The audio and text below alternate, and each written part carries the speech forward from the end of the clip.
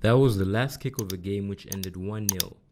A 97th minute free kick by former Chelsea and Newcastle winger Christian Atsu against fierce rivals Kasimpasa in the Turkish league.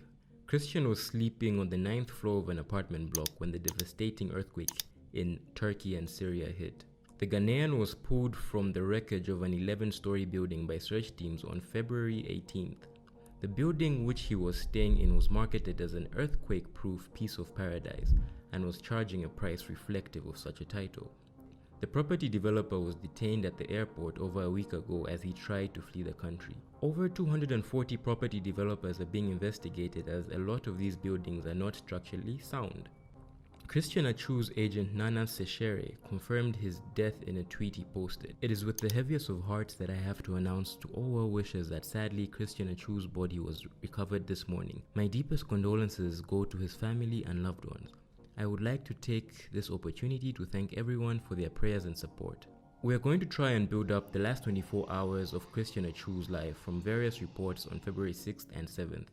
It has emerged that Christian Atsu was set to leave Turkey but cancelled his plane ticket the night of February 5th. His flight was to leave at 11 p.m. and the earthquake happened at 4 a.m. In a report by Go.com, he was set to leave the country but changed his mind after netting a free kick in the 97th minute in a victory against fierce rivals Kasimpasa. Hatayspor administrative manager Fatih Ilek told Radio Sport, "Christian Atsu told the coach that he wanted to take more time before our match with Gaziantep FK. Can I leave if I find a team?" he said. Volkan Demirel, coach of Hatayspor, also accepted his request. He didn't play against Gaziantep FK but scored a last-minute goal in the Kasimpasa match.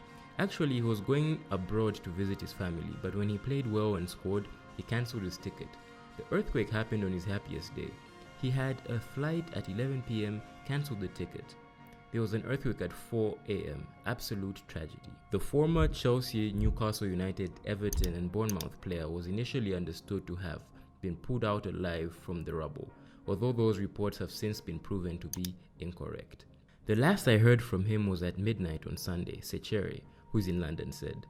Christian and his teammates were playing poker until 3:30 a.m. at a friend's apartment. The journey back to his apartment was around half an hour. He returned at 4 a.m. and the earthquake started around 20 minutes later. "I didn't know anything until I received a call from a club official at 5 a.m. asking if I'd heard from Christian. He told me Christian's building had been completely destroyed and that they couldn't get hold of him. As hours became days and days started piling up, hope of finding him alive were becoming slim. Then the news of him being found was broken.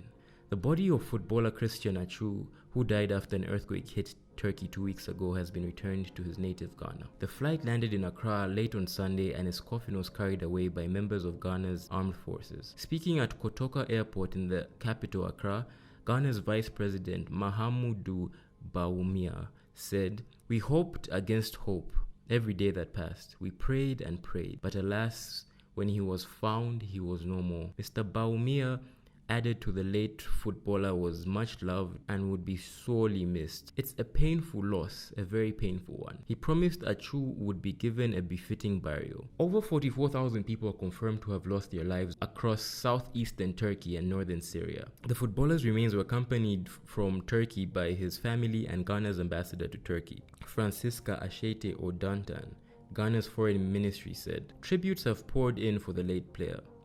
On Saturday, his wife, Marie-Claire Rupio, and their 3 children joined fans marking a minute's silence in Newcastle before the side's Premier League match against Liverpool. Atsu played for Newcastle from 2006 to 2021. Atsu's face was shown on the big screen and away fans chanted "You never walk alone" before breaking into applause. On Sunday, Ghana captain Mohamed Kudus paid tribute to his former teammate after scoring for Dutch side Ajax, removing his shirt to reveal a white shirt with RIP Atsu written on it. Meanwhile, the charity Arms Around the Children hailed Atsu, who has been an ambassador for the organization since 2006, and said he had been the main benefactor of a school in Ghana that supports abandoned children, orphans, the chronically ill, and those rescued from trafficking.